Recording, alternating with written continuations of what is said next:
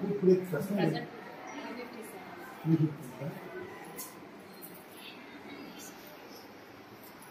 కొందరు పర్మిట్ అయినారు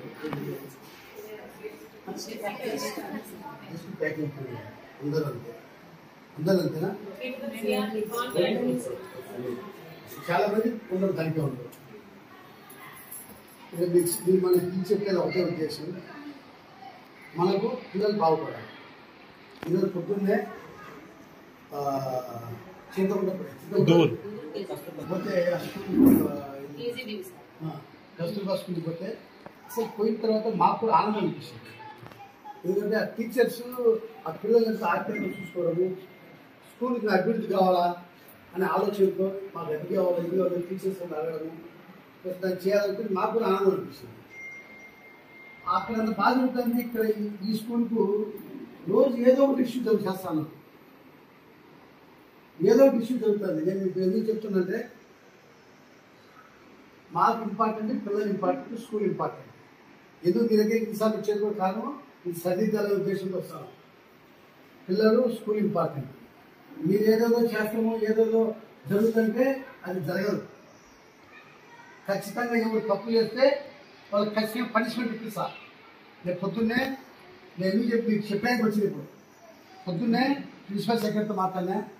కమిషనర్తో మాట్లాడినా కమిషనర్ క్లియర్ చెప్పిండు సార్ మీకు ఎవరు సరిగ్గా పని చేయలేదని తగిన మాకు రిపోర్ట్ పెట్టండి వాళ్ళు టోటల్ ఇంటికే పంపించేస్తాం మీరు నెక్స్ట్ ఉద్యోగులు ఎవరు ఇంటికి కూడా పంపించేస్తా అని కమిషనర్ చెప్పారు ప్రిన్సిపల్ సెక్రటరీ క్లియర్ నాకు చెప్పింది నేను లెటర్ రాస్తే మీ ఉద్యోగాలు పోతాయి ఖచ్చితంగా ఉద్యోగాలు పోతాయి ఉద్యోగం దొరకడం అనేది చాలా కష్టమైన పని ఇప్పుడున్న పరిస్థితిలో ఉద్యోగం రావడమే చాలా కష్టమైన పని ఉద్యోగం వచ్చింది మనం దేవుళ్ళ మనం పుచ్చుకొని మనం డ్యూటీ చేయాలి మీరు డ్యూటీ ఇన్స్పెక్ట్ రాజకీయాలు చేస్తా ఉండి ఇక్కడ పిల్లలకు ప్రశ్న పట్టిస్తారని మాకు తెలిసిపోయింది ఈరోజు మీకు వాకింగ్ ఇస్తాను నేను వారం 10 రోజుల లోపల మీరు అందరూ వ్యక్తిపడి అందరూ ఏకమై ఎక్కడ కానీ సమస్య లేకుండా పిల్లలకు మంచి టీచింగ్ చెప్తాను వస్తే నేను ఊరుకుంటా లేదంటే ఎంతమంది పంపించనో ఏం కదా నాకు తెలియదు ఖచ్చితంగా ఇంటికి పంపిస్తాను మీకు ఎక్కడ ఉద్యోగాలు దొరకమన్నా క్లియర్గా ప్రిన్సిపల్ సెక్రటరీ కమిషనర్ గారు క్లియర్గా నాకు ఇన్స్ట్రక్షన్ ఇచ్చారు మీరు లెటర్ పెట్టండి ఎవరెవరు లేదో పేర్లతో సంగతి పెట్టండి నేను ఇమీడియట్ రిమూవ్ చేసి పంపించేస్తా మాకు ఇన్స్టిట్యూట్ ఇంపార్టెంట్ పిల్లలు ఇంపార్టెంట్ పిల్లలు బాగోరు ఇంపార్టెంట్ టీచర్స్ ఉద్యోగం ఇచ్చేందుకు వాళ్ళకు టీచింగ్ చెప్పేందుకు ఇచ్చేది మీరు రాజకీయాలు చేసుకుని ఇక్కడ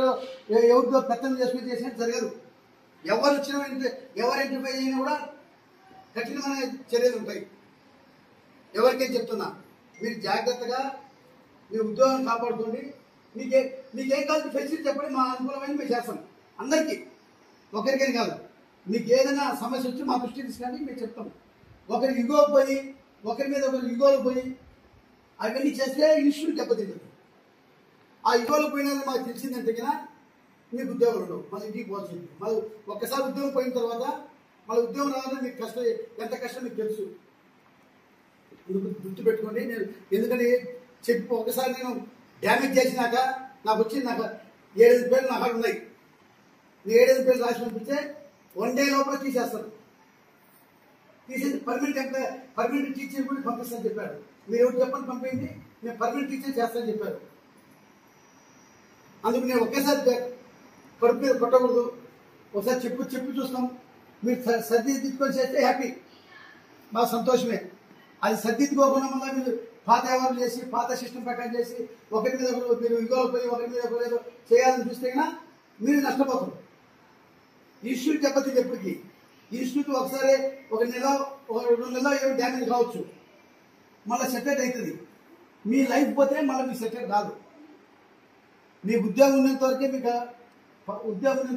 గౌరవం కూడా ఉంటుంది ప్రజల్లో మీ ఇంట్లో కూడా ఉద్యోగం లేకపోతే మీకు గౌరవం ఉండదు తెలుసుకోండి ఒకసారి ఎవరో మాటలు విని పక్కటోళ్ళ మాటలు విని మీరు చెడిపోతే నష్టపోతారు